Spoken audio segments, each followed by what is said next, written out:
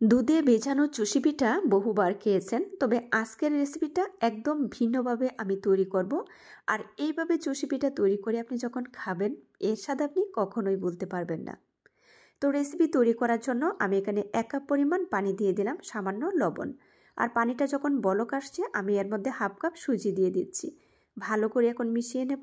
তবে এখানে পানির পরিবর্তে আপনি লিকুইড দুধ দিয়েও এই রেসিপিটা তৈরি করতে পারবেন।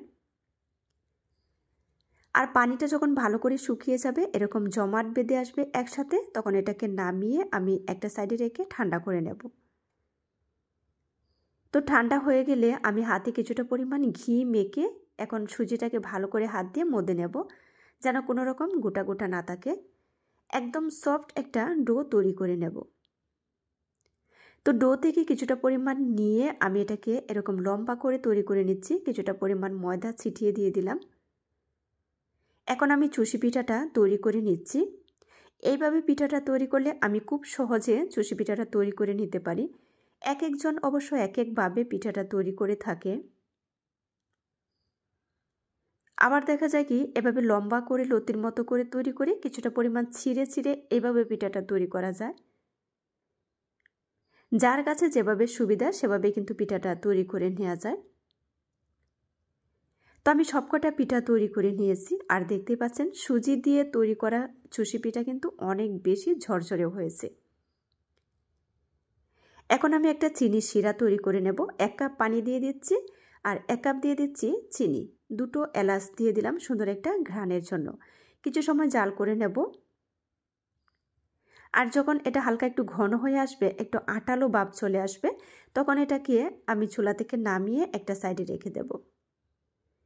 এদিকে চুলায় একটি প্যান বসিয়ে তেল গরম করে আমি এর মধ্যে চুষি পিঠাগুলো দিয়ে দিচ্ছি। এগুলাকে ভেজে নেব। তেলটা অবশ্যই ভালো করে গরম করে তারপরে কিন্তু পিঠাগুলো দিতে হবে। আর যখন হালকা এরকম একটা কালার চলে আসবে, তখন এই পিঠাগুলোকে উঠিয়ে একদম যে চিনি শিরাটা তৈরি করেছিলাম এর মধ্যে দিয়ে দিতে হবে। তো সবকটা পিঠা দিয়ে একটা স্প্যাচুলার দিয়ে এভাবে উপর নিচ করে আমি ভালো করে শিরাটার মধ্যে মিশিয়ে নিচ্ছি। এতে করে শিরাটা কিন্তু খুব সহজে চুষি পিঠার মধ্যে চলে যাবে। আর যদি আপনি 3-4 ঘন্টার জন্য এটা রেখে দেন, একদম সফট হয়ে যাবে, নরম হয়ে থাকবে। বিশেষ করে রাতের বেলা তৈরি করে যদি আপনি সারা রাতের জন্য রেখে দেন, সকালবেলা দেখবেন একদম সফট হয়ে গেছে।